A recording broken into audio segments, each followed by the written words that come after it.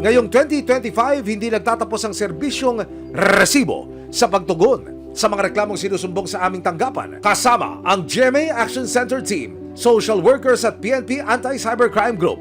Nagpapatuloy ang aming kampanya laban sa OSAEC o Online Sexual Abuse and Exploitation of Children. Para po hindi lamang kami makapagalitan na public service sa telebisyon, online, o sa anumang plataforma, kundi kami ho sa direkta pakikipag-ugnayan sa ating mga kababayan sa pamamagitan ho nito sa mga eskwelahan.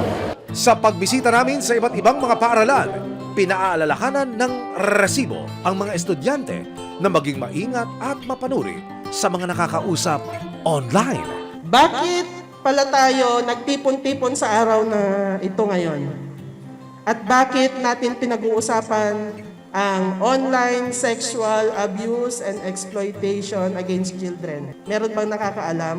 Para po makaiwas sa mga masasamang mga tao at dapat hindi tayo makikinig sa mga taong hindi naman natin pinagkakatiwalaan. Para po mas madali po nating mapapag-aaralan yung techniques nila and para po hindi po nila agad-agad tayong maloko.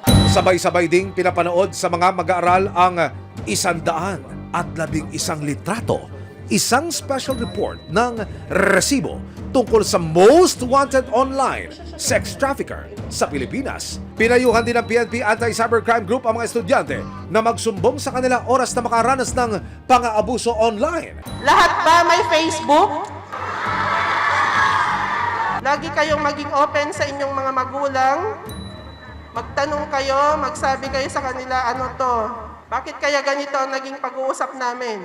Sa tulong ng mga ahensya at otoridad, magpapatuloy ang aming kampanya na ito bilang aming serbisyong resibo. Maraming salamat, Quezon City High School! Maraming salamat, Kanyugan Elementary School. At ito ang